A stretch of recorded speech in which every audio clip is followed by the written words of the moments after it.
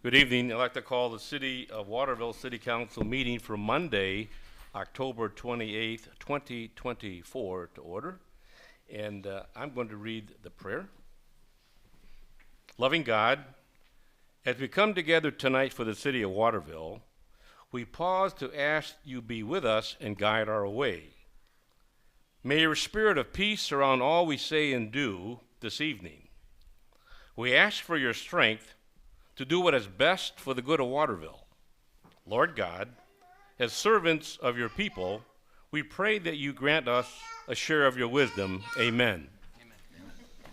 And next we have the pleasure to, all rise please. I've asked Dr. Jamie Hollinger, the principal of the Waterville Elementary School, to lead us in the Pledge of Allegiance.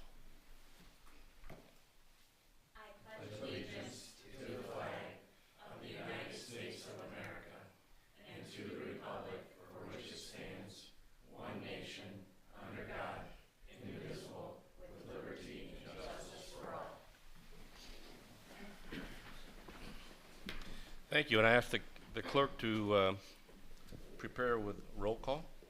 Mrs. Duncan?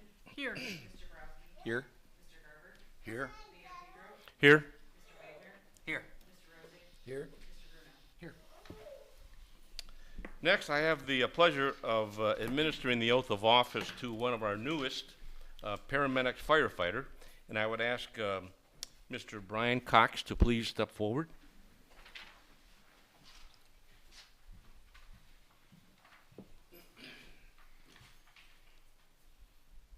Please repeat after me. I I, Brian Cox, do solemnly swear do solemnly swear that I will support that I will support the Constitution the Constitution of the United States, of the United States, the Constitution of the State of Ohio, the Constitution of the State of Ohio, and that I will, and that I will, in all respects, observe the provisions of the Charter of the Charter and ordinances and ordinances of the municipality of the municipality of Waterville. of Waterville, And I will faithfully, and I will faithfully, honestly, honestly, impartially impartially discharge the duties discharge the duties of a firefighter, of a firefighter, paramedic with with the municipality the municipality of Waterville, of Waterville, State of Ohio, State of Ohio, during my continuance during my continuance in said office. in said office. Congratulations, Brian.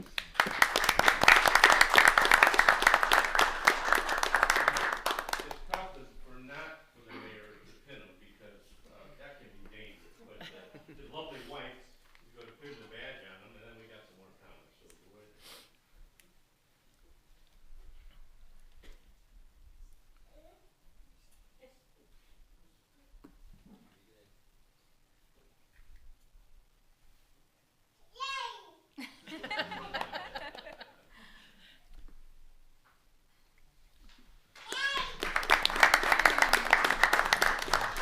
If you'd like to go to the podium and just tell us your name and a little bit about your background, and introduce some of the special guests we have today.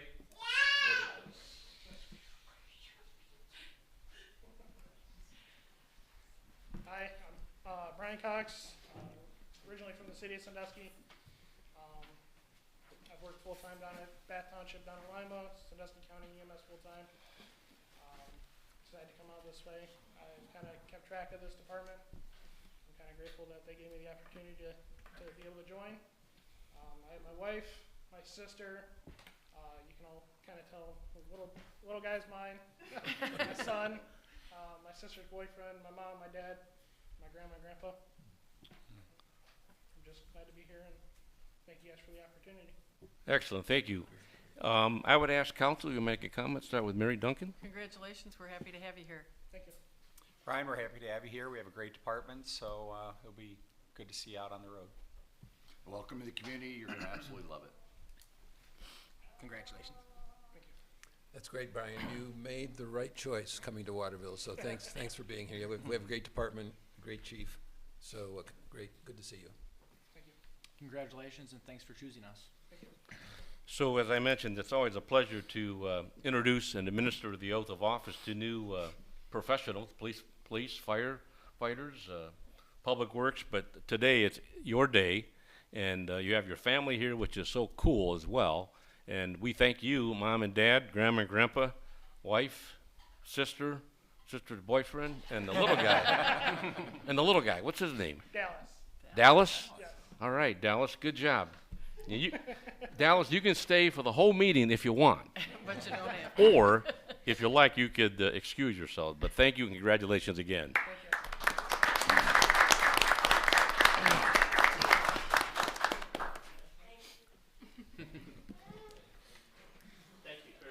You're welcome. Is Dallas going to stay around, or is he? No, we unfortunately have an hour ride home, so we gotta get him home to get him to bed. See, Dallas. What a doll. Good. Bye.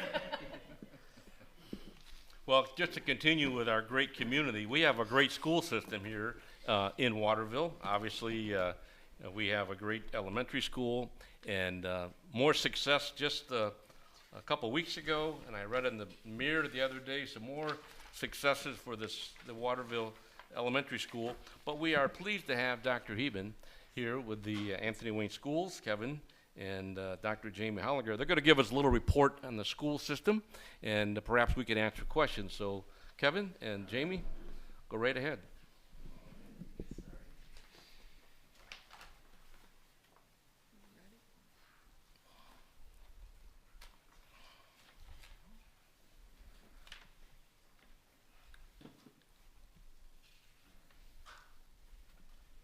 Well, first of all, thank you for having us. We appreciate it greatly, and we're always happy to come and be able to talk a little bit about the accomplishments of the school district and to be able to share, what all of us as public institutions have helped build. So, I would start first of all by sharing with you. I'm new to the position. I'm an interim superintendent. I had worked in the district as the assistant superintendent for 11 years. This year, Dr. Fritz had taken a job in Oregon City Schools, and so I've been placed as the interim at this time. And it's been a great privilege, actually, to have that opportunity to do so and to work with the administrative staff, such as Dr. Hollinger and so forth. And so, always grateful for the opportunities and grateful to come and be able to speak to those that actually help us build the district and operate as we do. I want to share just tonight a few things that I believe will make you very proud to be generals and to be a part of. And that is that one thing that we have really focused on is we really focus on trying to be one of the top school districts in the state of Ohio. Now that doesn't mean just our academics, but that means the opportunities that are offered to our students inside and outside the classroom. And I think that we'll be able to share with you some of those accomplishments, and you'll see. One thing that we can be very, very proud of is actually we ranked in the top 5% of all school districts in the state of Ohio. We ranked actually number 36 out of 607 school districts. And along with that, we have where the different buildings that have all ranked at White House the top 1%, Monclova top 1%, Fallen Timbers top 3%, Waterville top 4%, the junior high top 8%, and the high school top 15%. Those accomplishments are incredible. And to know when you're talking those very top percentages, there's very little differences in between that 1% and the 4% and the 8% and so forth. But overall, to have all of our buildings functioning at that level and providing the opportunities to our students to be able to accomplish those scores, that's really incredible. So I want to share with you, if you do go online to our website, we have a quality profile on there. And really the quality profile is to show not only what achievements we have academically, but really the things that what we believe make up the school district. And we really believe that our arts, our academics, the art programs, their athletic programs, all of those different things and the opportunities that kids have to participate and find their niches in high school is really what has allowed them to be able to excel in all the different areas that they do.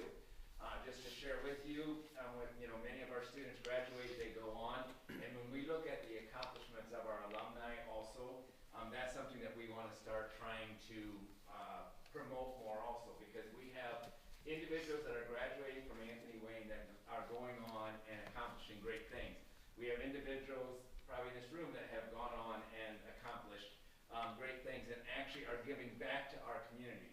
And that's one of the things that we focus on the most, is really we want them to be good students, we want them to be strong students, but more importantly, we want our students to graduate being good people, okay? And to understand the importance of giving back to the community, and everybody needs to contribute to make our community stronger.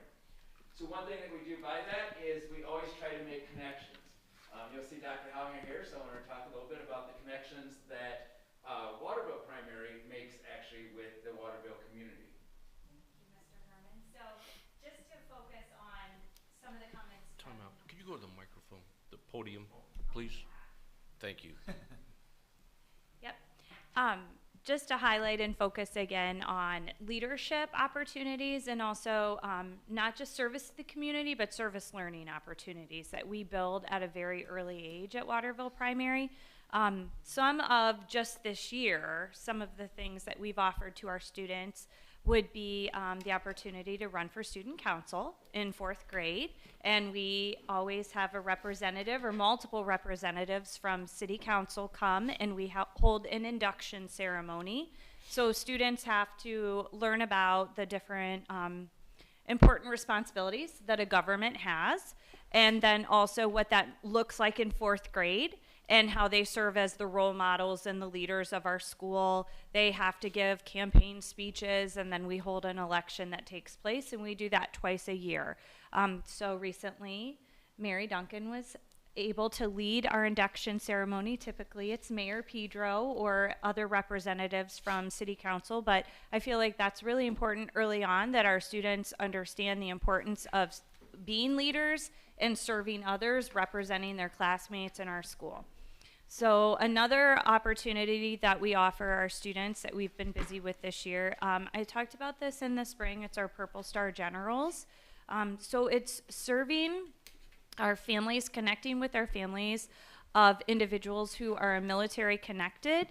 Maybe they are still active. For instance, last Thursday we just wore red for all of our individuals for Day of the Deployed. We have multiple families who currently have members that are deployed, siblings, fathers who are active duty and deployed.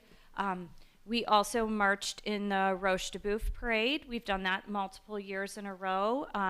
And then we were at the 180th doing trunk or treat last Thursday night. So just making sure that our students understand how they can educate their classmates, but also be really active members in our community to show our appreciation.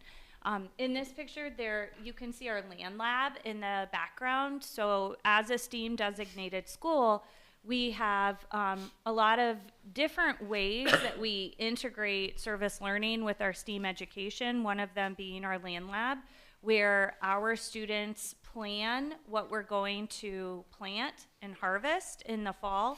And then throughout the summer, families sign up to weed and water and harvest our land lab, and we donate to 3 or 4 different food pantries in the area. We've been blessed with this amazing weather. We were harvesting still last week, watermelon even.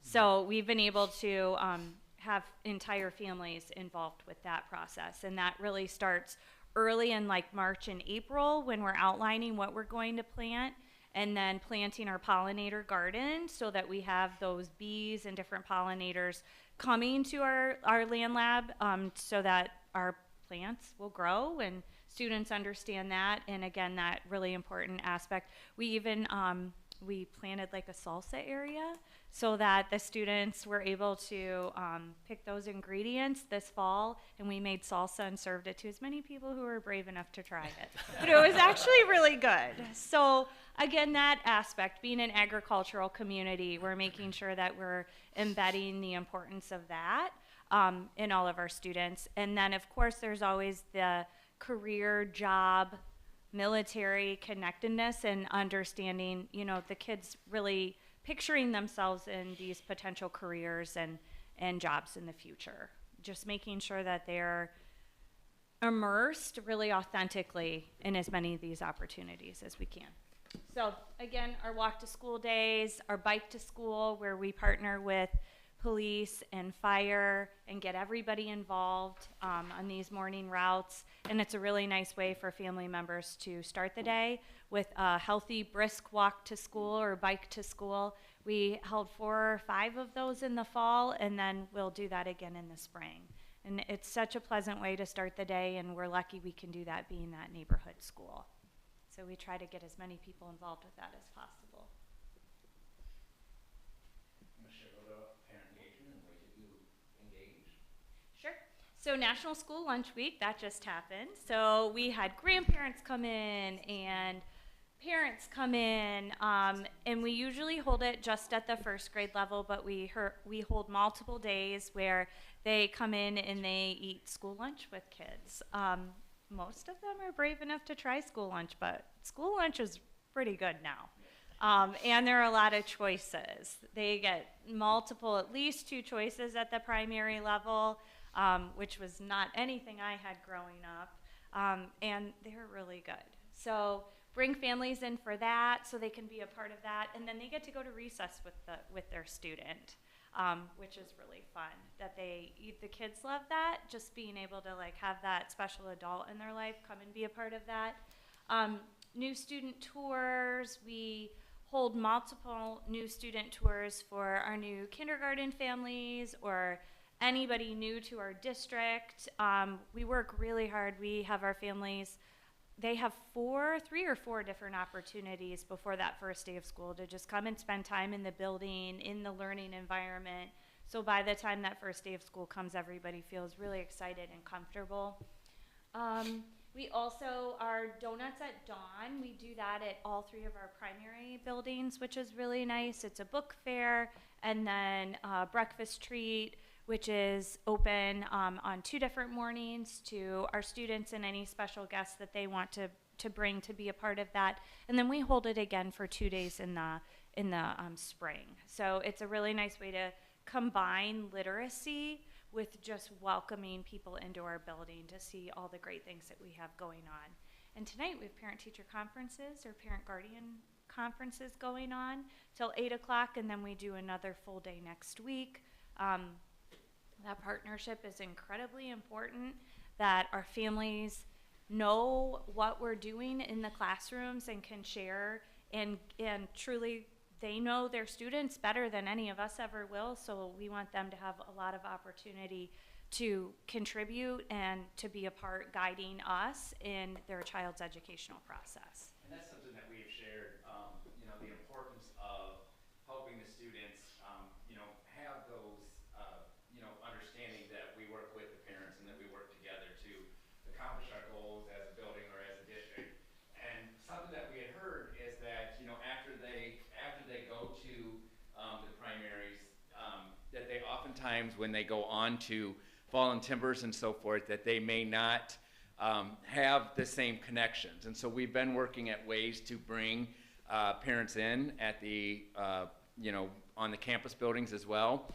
One thing that we actually started this year as well was to do a transition for the students, for 5th graders coming in, leaving the 4th grade buildings where it's a little bit smaller.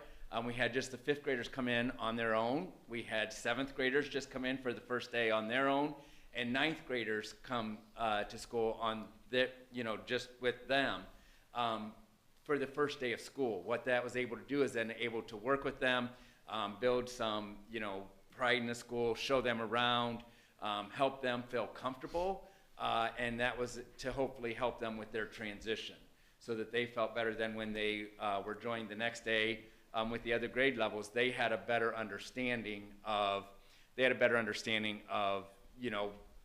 the building and so forth and what, where they fit in. And so that was one thing, and then we wanted to try to involve parents in that process as well. So we did do a lot of that. We believe that learning and leading is very important, as Dr. Hine was sharing, leadership skills, to have the skills that they need in order to be leaders in the community and to be leaders in the careers that they choose and so forth. We try to build those skills. I know that you've heard of our competencies that we teach. through the portrait of a general.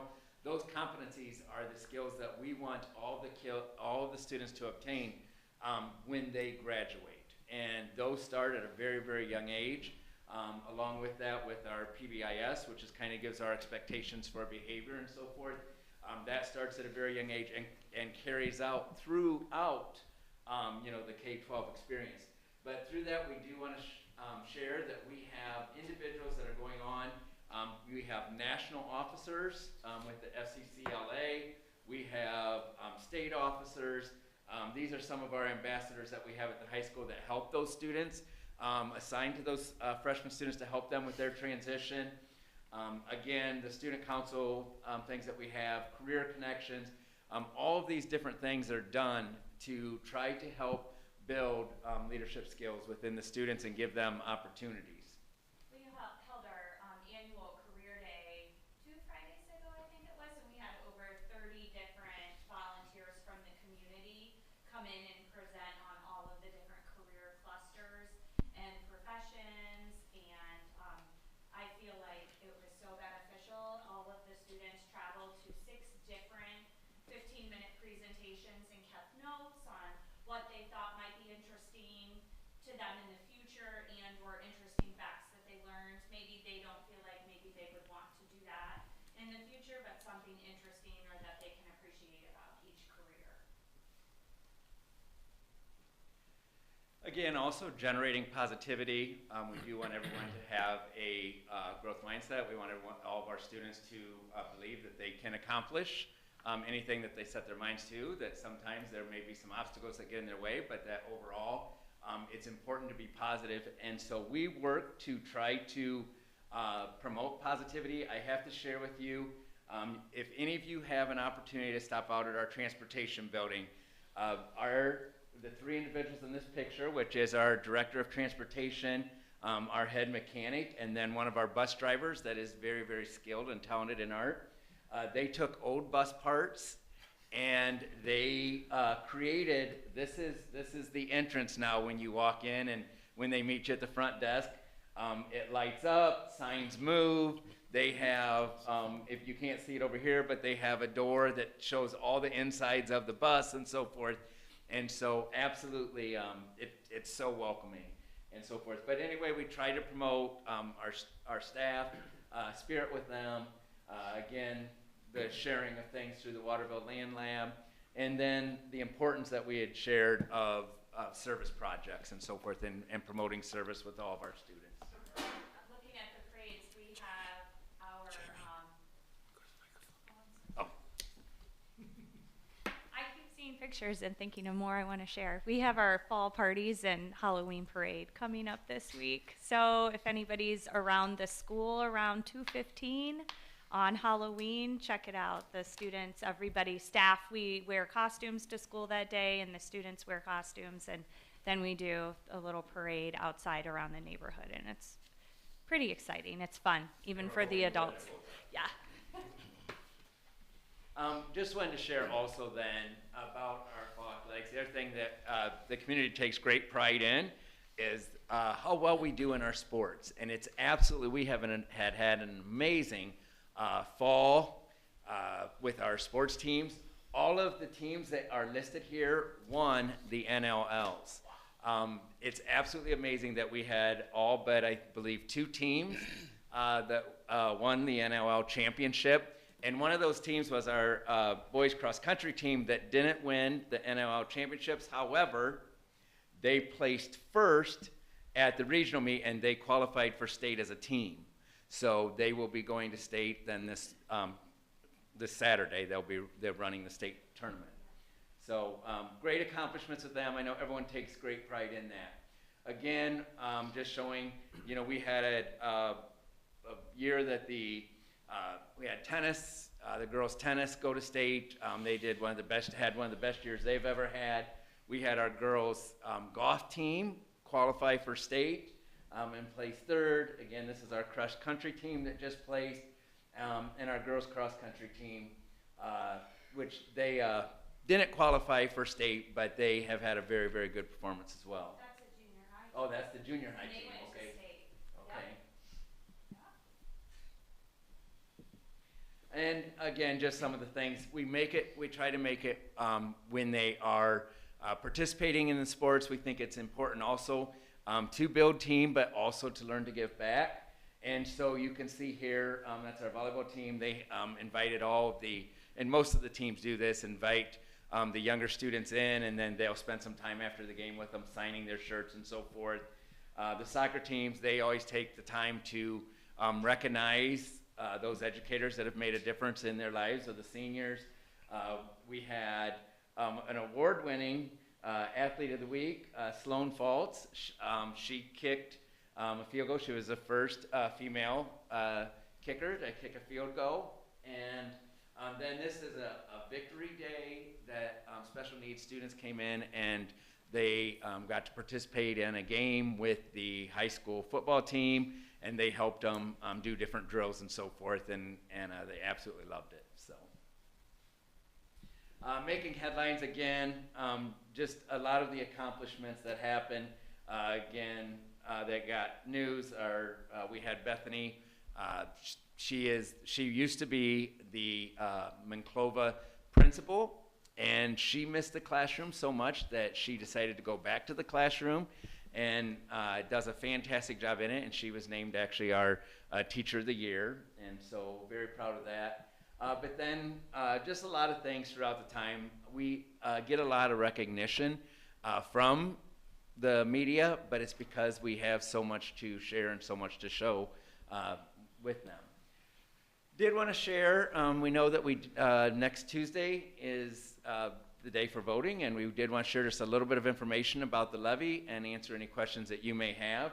Of course, what you know is it's a 2.42 mil operational levy. That will generate $3.3 million. It is for 5 years, and the collection will begin in 2025. The one thing to know is some people ask, and I think it's on the next one, but people ask about, okay, what is actually an operational levy? What does that go to? Does that go to, buildings? Is that going to go to athletic facilities? The answer is absolutely no. When an operational levy goes just for what it sounds. It's for us to operate from day to day. It's those costs that we have to our public utilities, for the gasoline in the buses, for teacher salaries and benefits, everything, cleaning supplies, everything within your home that it costs you to operate your home. Those are the same things that cost for us to operate the district. We have not passed an operational levy since 2013, and so it was very much needed. Because we all know about the rising cost. I would just give you one little tidbit that I always think is interesting. People do not realize that we drive about 3,200 miles a day, okay, on our buses. And with those 3,200 miles a day, you think of the gasoline that it takes just to run that. And so, when we're thinking that we have 44 different routes, the district's 77 square miles, and to be able to get those students picked up and get them back home every day, those are the kind of costs that it has. Now, we have had over the past few weeks, I think is what people find the most interesting and have the most questions on, and that is the reevaluations. When the reevaluations happened for Lucas County, that's impacting what has happened at Anthony Wayne Schools. We had, there's a 20 mil floor. That 20 mil floor, I believe, was from the Ohio Constitution in 1976, that they determined that all school districts would receive 20 mils to operate on. Then as they passed levies, if they went above that 20, they could go above that 20 mil floor, but they would have to, continue to pass levies to ever get above that. In Lucas County, Anthony Wayne Schools had the lowest effective millage, okay? We were at like 21.9. Well, as valuation goes up, millage goes down because a mill is worth more. So along with that, what has happened is by the increase in with the reevaluations, it is bringing us that we are going to drop below the 20 mil floor. which we are the only district that's even close to that, and we really would contribute that to being fiscally responsible over the years and not having new money come in. But anyway, because we are dropping, we believe that we're going to drop around 16 point something, close to 17. And so what will happen is when we drop below that, whether the levy passes or whether the levy doesn't pass, they'll bring us back up to the 20 mills, okay? Along with that, so people are like, okay, so then did we even need the levy? Well, here's what I'll share with you. What the levy does help do is it'll help determine who pays those taxes. Because if the levy passes is for Class 1 taxpayers and Class 2 taxpayers. Class 1 being basically our property owners, and then also agricultural, okay? Class 2 is also for businesses, public utilities, commercial, and so forth. So if the levy passes, it will cost Class 1 and Class 2 the cost of the that it will take to create the 3.3 mills. If it doesn't pass, then all that money will actually come from basically just Class 1 because of the ruling that we are able to be brought back up to the 20 mil floor. I will share with you, this is not what we wanted for the community, okay?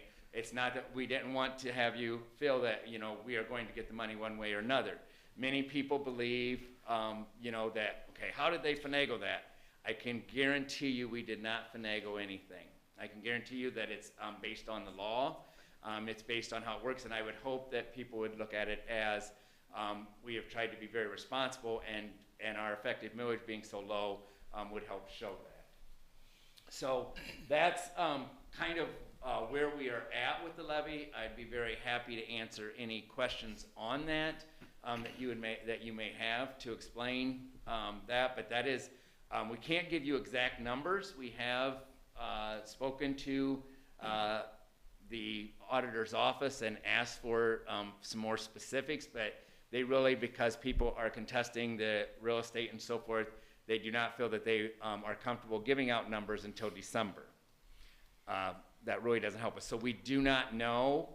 We can't say, well, the levy's going to generate this much, and we know it'll generate 3.3 million, but it'll be this many how many mills it'll be, and then how much that'll make up for the that we fall under the 20 mil floor.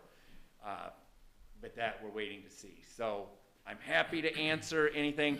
I hope that people, the reason that I also feel that it's so important to pass the levy is because I believe that it shows the support that the community has for what I believe to be a very, very good district, and what I believe that really our community takes great pride in. The one thing I'll share is, and I don't know if I should say this like, at a Waterville thing, but when you ask most people from the area where you're from, they typically say Anthony Wayne. Well, no, you're not from Anthony Wayne, because that's the district. There's Waterville, there's White House, there's Enclova and so forth. But I think that what that shows is that shows that Anthony Wayne being the school district is the amount of pride that all of these different areas have, and how much that all of these three different areas, really how much they have helped build what we have in our schools today. Well, Kevin, thank you. I know Councilman probably got a couple of comments. I'd just like to say thank you, and I said this before. To me, the school system is part of a three-legged stool. There's the school and the community. There's the school and the community. There's the citizens, and then there's the business community and council. And you need all three to be successful. And I think you laid out, first of all, congratulations on all the successes. I mean, when you see it, I almost said black and white, but it's blue and white. When you see it in blue and white, it's really amazing, all the successes that take place in the classroom and obviously outside the classroom. So I'll certainly go down to our vice mayor, and perhaps Mary Duncan has a comment or two. I had the pleasure of meeting with the 4th grade as they did their induction ceremony, and they had great questions. I was thrilled that the mayor was not available that day. It is the funnest day of the year at the grade school as far as we're concerned. The questions were great, and I said to them at the end, if you see me tomorrow, because it was the day before Roche de Boeuf, if you see me tomorrow on my golf cart and you call my name, I will have a special candy for you. I cannot tell you the number of kids that remembered that and were yelling with their parents so that I would drive back and forth across the streets to make sure I got everybody. It was, they were like, remember me? I was in the crowd. I'm like, well, yeah. But I had a great time, and it was a pleasure. The one thing that I think is important and needs to be very, very clear is if the levy passes, and then the businesses help us pay it, correct? And if the levy does not pass, then it's really just on the homeowners. And I don't think people understand that very well. So, 5 year, right? If the levy passes, it's 5 years. Yes. It's time bound. Yes, time bound also, yes. right. Where if it doesn't pass, then it's It's a permanent, yeah. permanent. And no business. I know business. Right. The businesses need to pay too. Okay, I'm finished. No, thank you both for coming here tonight. And if I recall, the cost per student in Anthony Wayne School is one of the lowest in the region. Is that correct? Yes, it is. Yeah, you guys have done a great job on keeping the costs low. So I do remember that, and yeah, thank you for coming here tonight. Thank you. Again, thank you for being here, and I think you certainly demonstrate what the value that Anthony Wayne Schools brings to the community. I mean, you show everything that you do, you know, within the community and with the students, and we do it at such a low cost. It's an amazing value for the community, so thank you for what you do. I agree, thanks. And just to kind of reiterate, I got a couple questions, I guess. Okay. So the levy passes, it's an operational levy. If it doesn't pass, is there any restrictions to use of that money? That money is considered operational as well. Maybe considered operational Yes, as well? there is, you're right in that there are typically two different pots of money. One is like a permanent improvement, or a bond issue, which can be used for facilities and so forth. Basically, the money that they have given, that they said the 20 mil floor, is basically for operations. So it would be for the operating day to day. Gotcha. And then, Dr. Hollinger, I know there's a Veterans Day program coming up, so maybe at the end you can speak on that and give everybody the information. Yeah, we perform. It's another thing that's so unique, and we feel like really grateful to be included at the University of Toledo Red Cross Veterans Day Resource Fair. We've been doing that, I think, since 2017, if I'm not mistaken, and we are the only school that is invited to perform for all of the veterans and family members and active duty individuals that attend that. And we perform 3 or 4 different songs, and then our Veterans Day program will happen at the high school auditorium. And that is something that we have our 4th graders perform because they are the most practiced and most mature and able to understand the importance and the level of respect needed at a program such as that.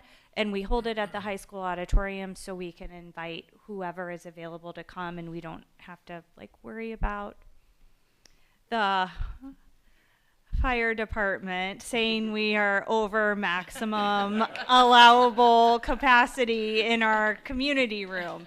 So we hold that. It is the week after Veterans Day. It's on a Monday evening. I have to look at my... It's very moving also. It's a wonderful program. And we have individuals from the University of Toledo coming over for that Veterans Day program and recognizing our students for their participation at the resource fair. So it's a wonderful program and open to everyone that can attend. Thank you for that. And I'd also like to add that Mrs. Smith, who just happens to be my daughter's teacher, is organizing the entire 4th grade class to write letters of thank you to the veterans on the November 12th honor flight. So every veteran on that honor flight will get a letter from a fourth grader at Waterville Primary. So it's good. Along that lines, my daughter actually got married in June, and I'm happy to say that she wanted to be back in this area, and she bought a house in Waterville here. And I am so very excited someday for her to have the next stage, to have children and be able to attend Waterville Primary. That's because there's a good mayor here. That's why she moved. And the council, Yeah, and council And too. council. John? not to mention the administrator. Yeah. And And law director. Law director, sorry. You know, I've been around for a while, and I'm proud to say our 3 children all graduated from Anthony Wayne, and this is nothing new for this system to be this successful. And really, it's a tribute, I think, to what you just continue to accomplish with our district. It's a continuum that goes back, I think, to when it was organized, probably, or shortly after. So thank you for keeping that going, and for all the great staff you have, the teachers and everybody else. But I did want to ask, the confusion I'm hearing about the levy is that if the levy doesn't pass, then we move back up to the 20 mil floor. If it does pass, do you collect that amount plus the 3.3 mils? And that's what we're trying to, no, the 3.3 mils will be included in what goes, what brings us back to the floor. The thing that we don't know is how much additional. There may be some additional on top of that depending on how low it goes. And that's what we haven't been able to determine until they determine exactly what, looking at the property valuation for Anthony Wayne. Yeah. So once they get that determined, then they'll be able to, we would be able to share, okay, it'll include what we have gotten through the levy, and then if there's additional. Yeah, I knew that, but I just wanted to make it clear because, some people think you're going to get 6.6 mils if it passes. Right, Yeah. right, yeah, no. It's a very unusual situation. It couldn't be any more complicated. The way No, you think. it couldn't be any more complicated. That's, I'm all good, thank you. So I'll close by saying thank you. And you talked about staff. You got a great staff. They're really cool. I know one of them real well. But as I said before, it's a great investment. I think Tony said it's a return on your investment. And I think that the school, you too, and others have tried your best to communicate the facts. And that's what we need, is facts and not fiction. And if you have a question still after tonight, I know there's a place to call and get the answers. The other thing I want to point out is this has been since 2013 since you've had a operational levy, which is almost it's 11 years. If I do the math here, and I was amazed at the number of miles, 3,200 miles a day. That's amazing. 77 square miles, and you do it very safely too, which is nice. So with that, you're welcome to stay the rest of the meeting, but you're welcome to go. I think you deserve a round of applause. Thank you.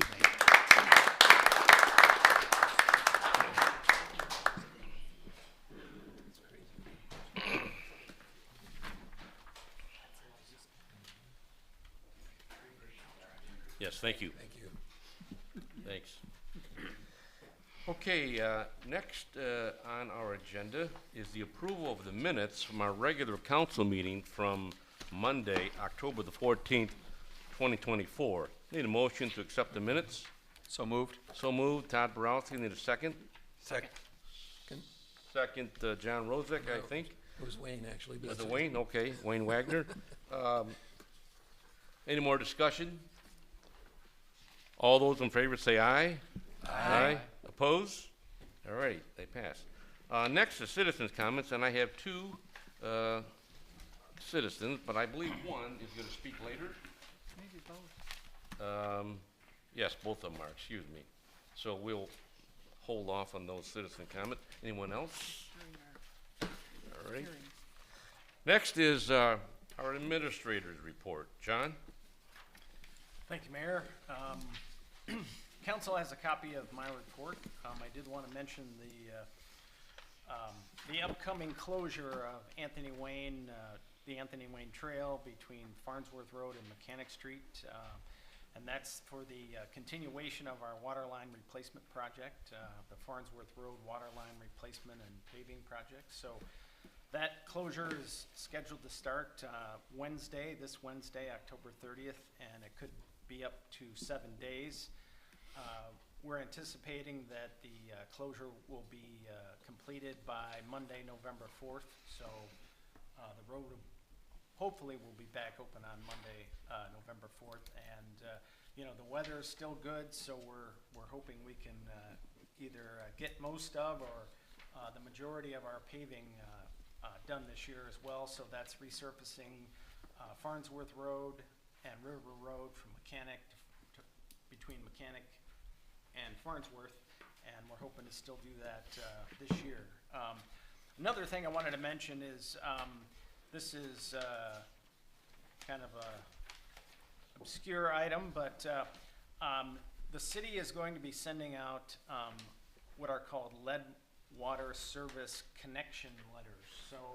So the US EPA has a program. They identify and try to eliminate lead contamination that's in the water systems due to residential service lines.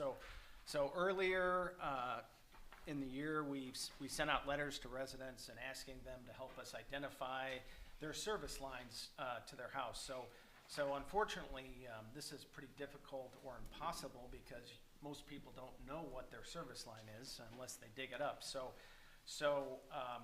if a resident didn't respond that, you know, I have a plastic service line, or I have a galvanized service line, or I have a lead service line, the EPA makes us send out another letter to residents and basically saying that, well, we don't know what kind of service line you have, and because you didn't respond, and essentially here are the issues that are involved with having a lead service line. So we'll be sending those out in November. So you'll all be getting some of those more than likely. So that's what that's about. That's required by the US EPA, who makes the Ohio EPA follow up on the state level, and then they work their way down to the city of Waterville. So those will be in the mail as well.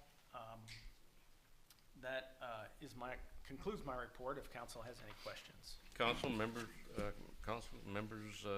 questions, comments? John, do we know any idea how many lead service lines we have? Well, we don't think we have any actually, and if we do have some, they're in the downtown area. So if we happen to come across one as we're doing a water line project or something, we'll replace it.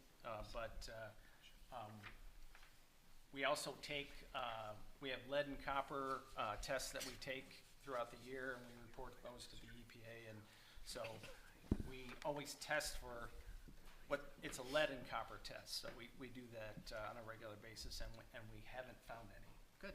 So. Anyone else?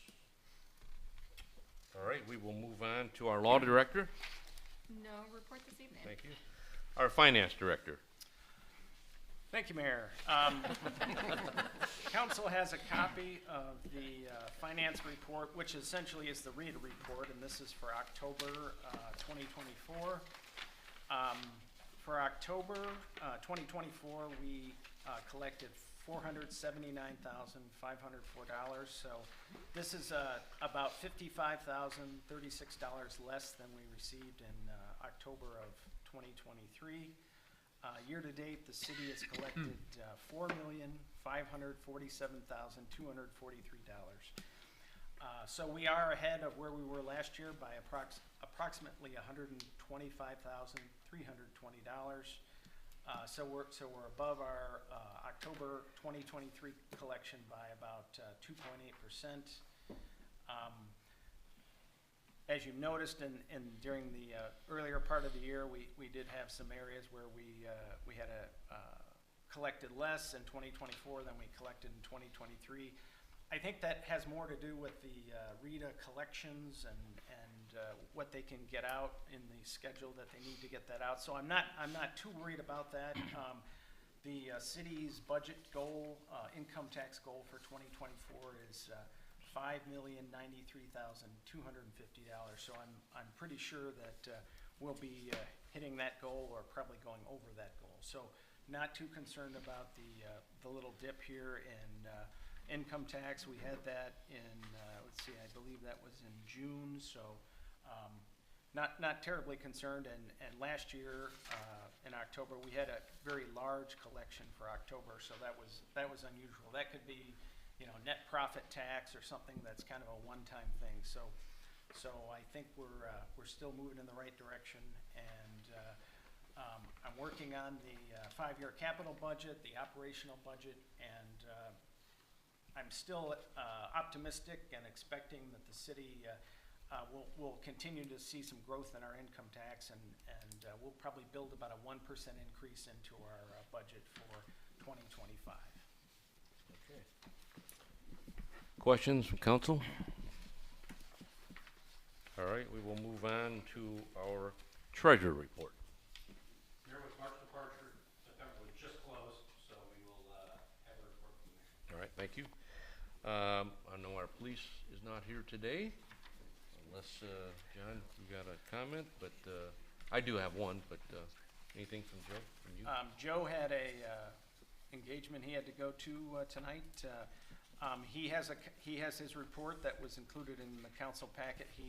I wanted to mention a couple other things. I know we talked about hunting in the city. Hunting isn't allowed, and on Sunday we cited 2 hunters for hunting in the city limits along the river. So he wanted to mention that. We had about 17 pounds of prescription drugs that were part of the drug take-back day, and that was on Saturday, October 26th. And we had a vehicle stop on the 27th, and the officers found about 10 grams of methamphetamine in the vehicle, so quite a bit. And he wanted to mention that as well, that you know, the officers are pretty active, and if you notice from his report, there are more traffic stops on the trail and things like that you know, council's been mentioning in regard to the speed and those type of things. Excellent. All right. Mayor, I would just mention, there were several telecommunication harassment and fraud issues. Todd brings this up occasionally, I think, don't you? Yeah. So just reminding the public to be careful with phone calls or email or whatever that is obviously fraudulent, or maybe not obviously fraudulent, but could be, but is nevertheless. So be careful out there. Okay. Next, we will move on to our fire chief, Doug Meyer.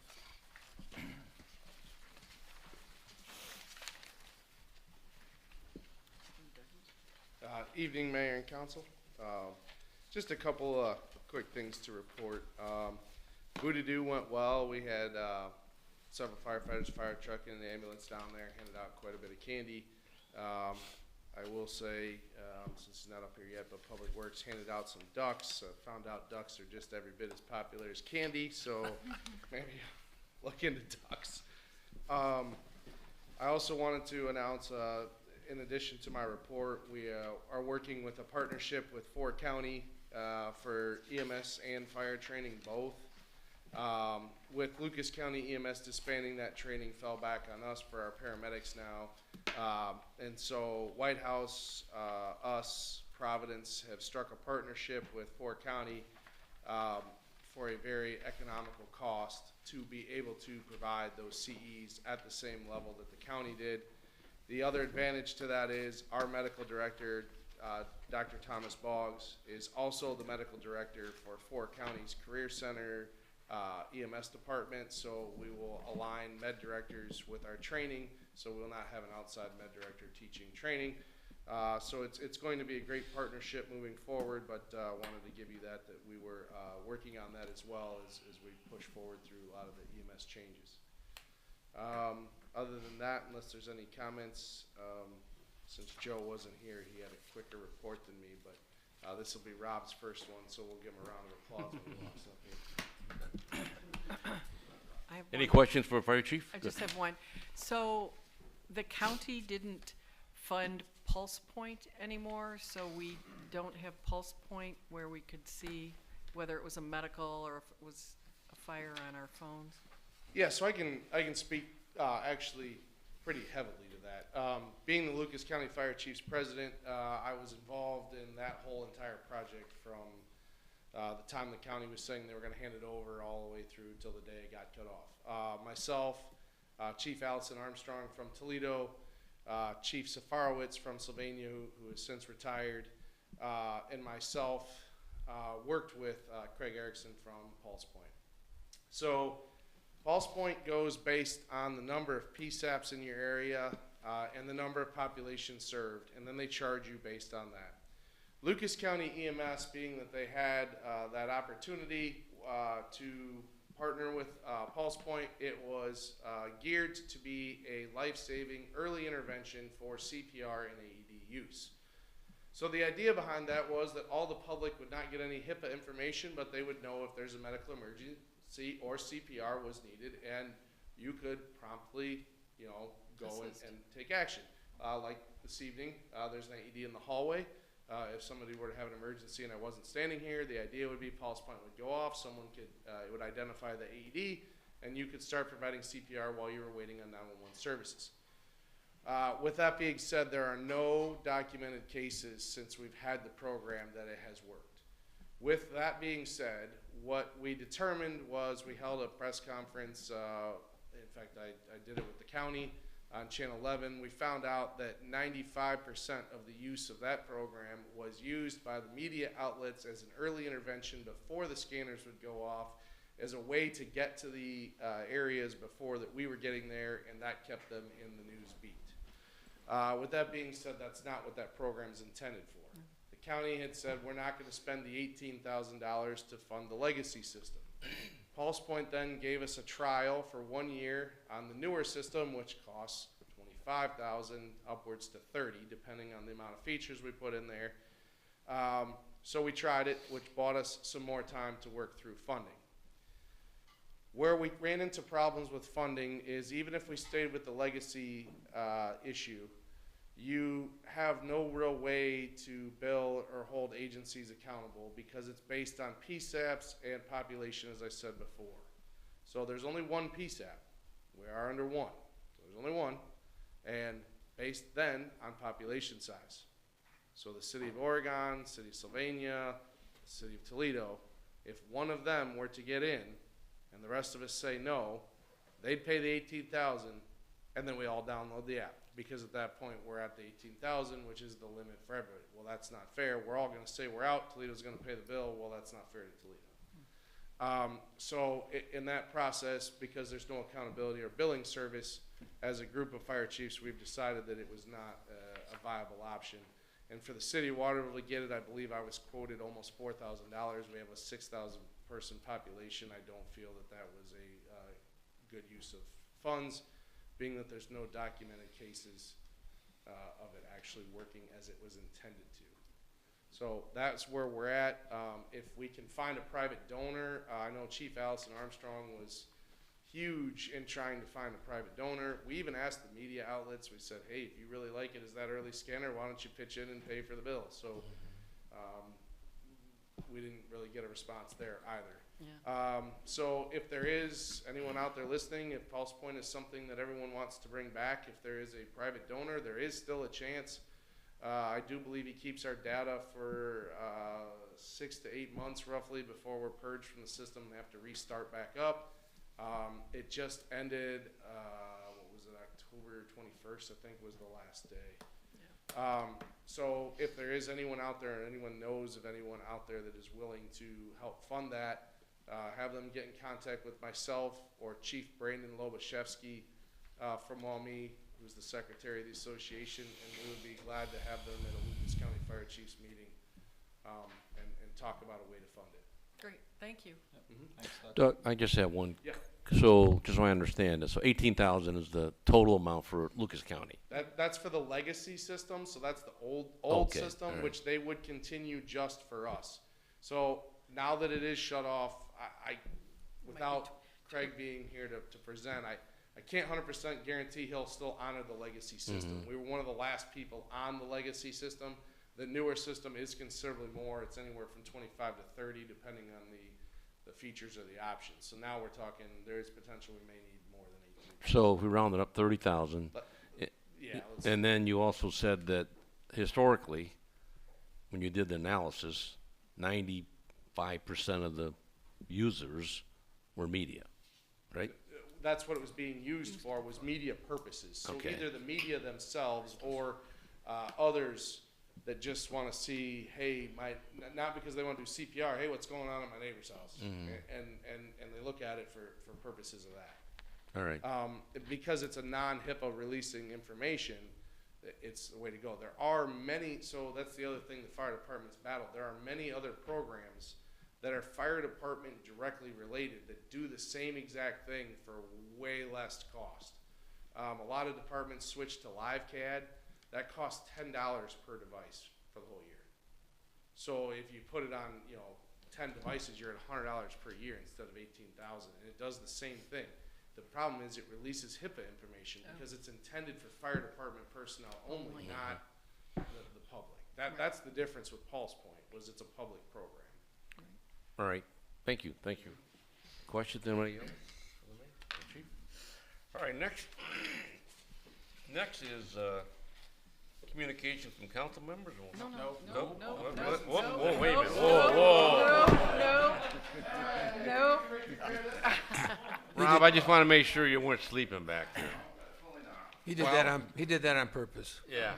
While Rob Binkley has had enough, let's give him a round of applause for his new position.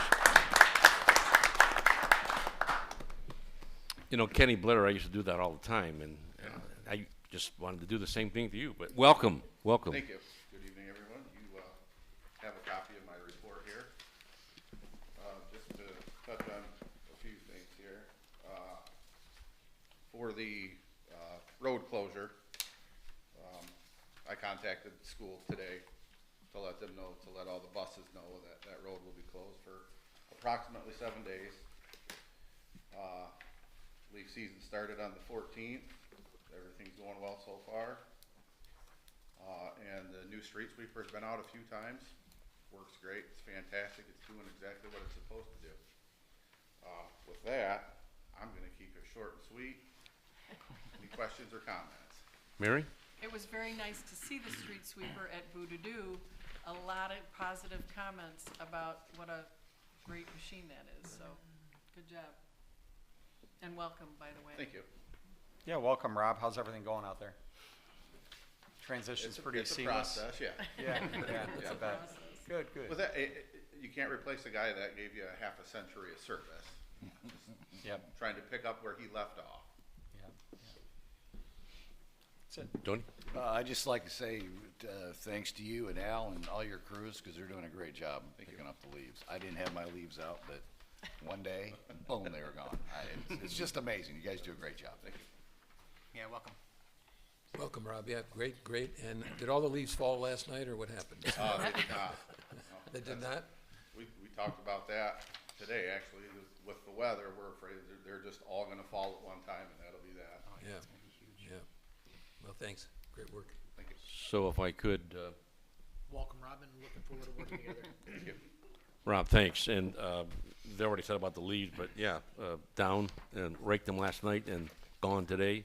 I know citizens like that, and I know that you will obviously continue the legacy that Kenny set, and it's good to have 50 years to look forward to catching up with his goodwill. But seriously, welcome, and thank you for all you're doing in your team. Thank you. Please let us know, the administrator know, what you need, because the council's here to assist and provide the tools for you. So thank you. I will do that. Thank you. Having said that, now we will have communications from council members. We'll start with Mr. Bruno. No report. Mr. Rosick? Nothing tonight, Your Honor. Thanks. Mr. No report. Wagner? No report.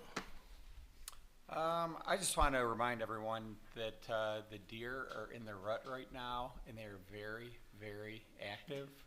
So just keep an eye out as you're driving. Just about 3 times a week, I see them right next to the road, and they're getting chased by the bucks. So just keep an eye out. That's it. Mary? I just have one thing. the Anthony Wayne Area Arts Commission is sponsoring an art festival at the shops at Fallen Timbers this weekend. It is a fundraiser for the Creative Arts Program at Bittersweet Farms. It's in the old Gap stores.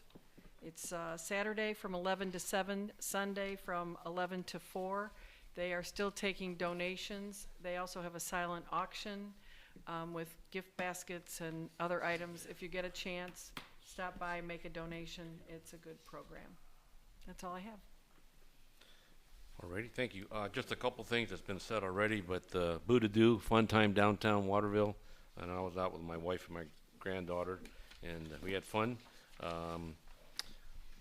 Also, it's been mentioned already, but the Veterans Day is coming up on November the 11th, and obviously we will recognize that. We will not have a council meeting on Monday, November 11th, but we will move that to Wednesday, the 13th.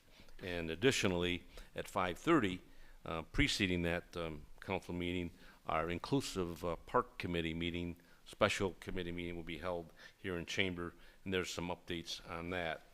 I think that's all I have. Yes, that's all I have. Alrighty.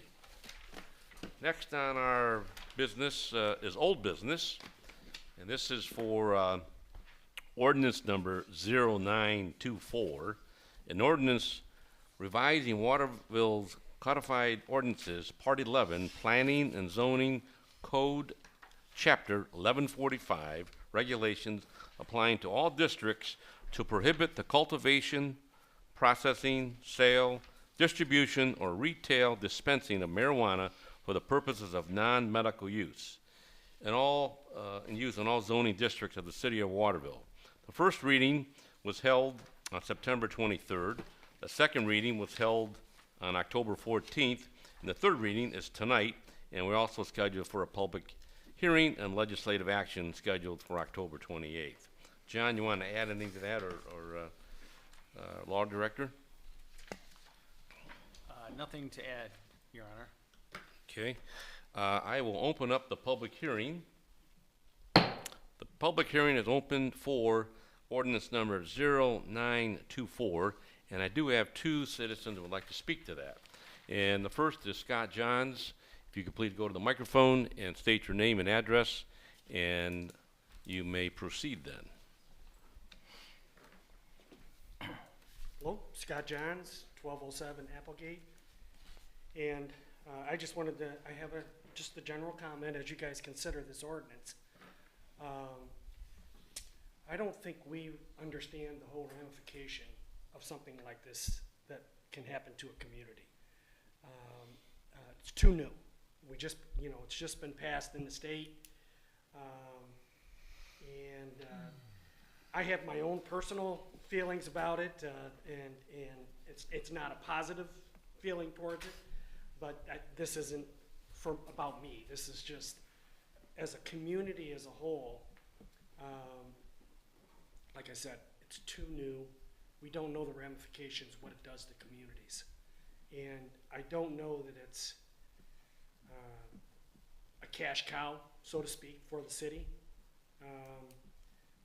So as you consider this, I mean, please take that into consideration from the standpoint of we don't know where this is all going to develop for communities and how it's going to impact them.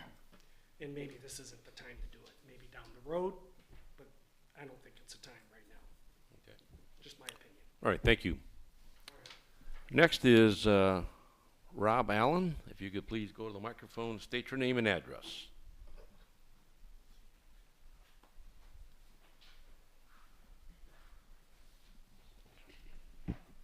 Good evening. Rob Allen, 425 Anthony Wayne Trail here in Waterville.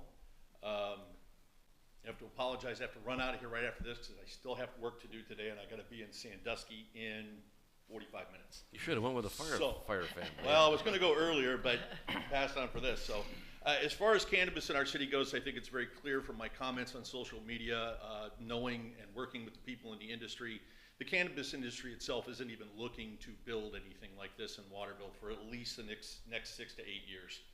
Passing this ordinance or not actually has no effect on the outcome other than allowing future generations to take this up at, like Scott said, a more appropriate time in our history. The larger concern for me and a lot of the people I've spoken with, and I apologize, Mr. Garber, but is the manner in which you conducted yourself when this ordinance was first brought up. You went on your Facebook page and publicly stated, "We do not respect your right to purchase cannabis in your hometown, and we do not respect your right to work in the cannabis industry in your hometown." The "we" he was speaking about was the city and all of you sitting next to him. And the problem with this is that none of these issues that he touched on are rights that citizens anywhere in the United States actually have. His comments were both emotionally manipulative and entirely false and misleading to anyone that read them. No one has a right to not have to commute to their job every day, and no one has the right to buy anything locally anywhere in our country. The evidence of this is that if we had that right locally, we'd all be buying concert tickets right now and driving across the street to go to the show. What Mr. Garver did just demonstrate for everyone very clearly is what he and Mr. Wagner and their friends have been engaging in for 2 years now with their cries of corruption, and that they now tell everyone they need to move on from, even though they're clearly the ones that are still engaging in the same behavior. He created a false problem by telling citizens they have rights that they don't actually have. He then blamed the city and all of you for violating or not respecting those rights. And finally, he falsely claimed that he's championing those same rights that no one has. The city needs a social media policy for its employees and its officials, or this type of false information and abuse of power is going to continue to hurt our city and its citizens. Thank you. Thank you. All right, I don't think there's any other speakers on this topic, so I'm going to close the public hearing, unless there's any other comments. Public hearing is closed. Okay, so we read the ordinance from 0924. We had the public hearing. I need a motion to accept ordinance number 0924. So moved. So moved. Wayne Wagner, need a second. Second? Second, Mary Duncan. Any more discussion? I have a comment, unless someone else does. So just today, I did read in the local Blade newspaper that the city of Northwood had a similar situation on their ballot, or on their desk for council. I think it was a couple days ago. But in any event, council was split on it, 4-3, and then they put a moratorium on it. There was a lot of comments from those council members on why they didn't believe it was the right thing to do. I've said it before, there's too much information we don't know about. It's not an economic driver. I know at one point there was some comments that it could be some income tax, but it's really not. And I don't think it's right for Waterville. It's not the right thing. I believe in economic development. I think all my colleagues here in council do, but it's for businesses and companies that have jobs, engineering jobs and manufacturing jobs is what we need to balance the growth of our community. So that's my comment. And now that's been moved and seconded. I would agree, Mayor. Just for the record, I agree with your comments, 100%. Okay, thank you. Anyone else? Comments? Okay, it's been moved and seconded. Need a roll call? Mr. Bruno? No. Mr. Rosick? I just want to be clear how we're voting on this. So we're voting against the ordinance. Is that if I say no, that's against, right? This is not a negative yes or no. Yes, if you vote no, you're voting against the Okay, ordinance. that's a no then. Mr. Wagner? Yes. Say that again? I said yes. Yes, okay. Your microphone. Oh wait, no. So I have to. I think there's some confusion. Yeah. I think there is too. We are voting yes or no. Yes, we are prohibiting marijuana dispensaries. If we vote no, we're not allowing them. Technically, because We're not passing the ordinance. We're just not passing the ordinance. Correct. Yeah, for now. Anthony, was that your understanding? Let's take it from the top. Are you in favor of the ordinance? You're not in favor of I'm the not in ordinance? favor of it. That does not allow marijuana? Correct. Okay. Then you vote yes. So you're in You'd favor like of to put allowing the a ordinance in place. dispensary, which is your right. No, I'm not. Well, So then I you should need be to voting. restart. Yes, Let me restart, we need to please. restart. Okay, we're starting over. I'm gonna start over. Okay, Mr. Bruno? yes. Mr. Rosick? Yes, I'm in favor of the ordinance that prohibits dispensing, selling, retail, whatever it calls, Correct. in the city. Mr. Wagner? Yes. Mayor Pedro? Yes, I'm in favor of not having cultivation, processing, sale, distribution, or retail dispensing of marijuana for the purposes of non-medical use in all zoning districts in the city of Waterville. Okay, Mr. Garber? No. Mr. Grosky? Yes. Mrs. Duncan? Yes. Okay, we will move on from there under new business, and that's Resolution 3724, a resolution declaring the intent and authorization of the sale of 6 2014 Motorola APX 6000 model radios no longer needed for municipal use to the Washington Township Board of Trustees, Lucas County, Ohio. John, would you elaborate, please? Thank you, Mayor.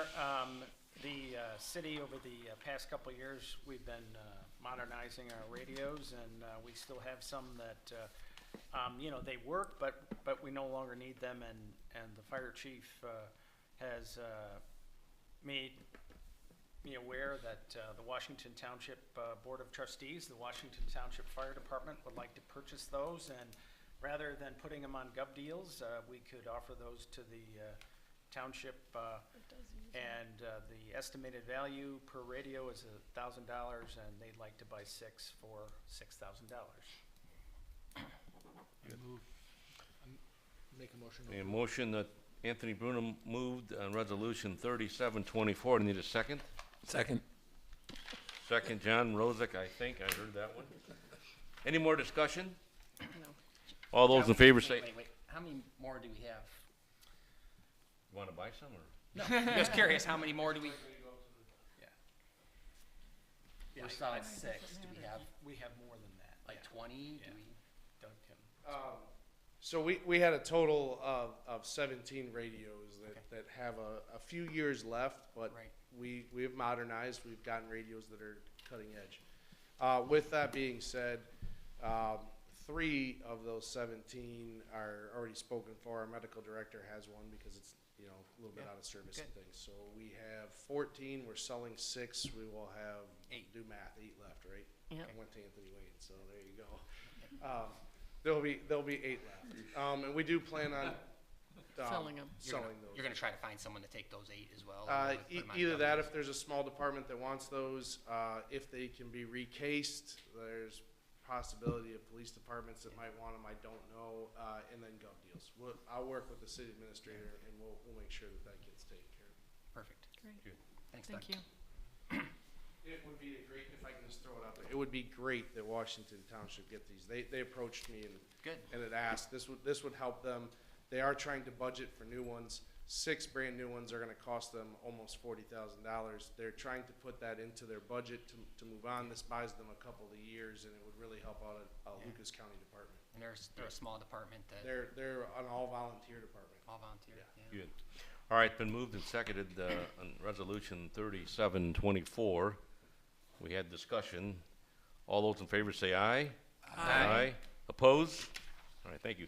Next is an executive session with a conference with the law director regarding ordinance number 121.22G2 for the purchase or sale of property for the public purposes, and ordinance Ohio Revised Code 121-22G3, imminent court action, and we're going to go into executive session. I don't expect us to take any immediate action when we come out of session, but I can't promise that, so we will go with roll call. I need a motion to go into So executive. moved. So moved, Mary Duncan. Second. Second, I think I heard Wayne Wagner. I defer to Mr. Wagner. So it's been moved and seconded. Any roll call? Yes. Yes. Yes. Yes. Yes. Yes. Yes. Thanks, let me get that.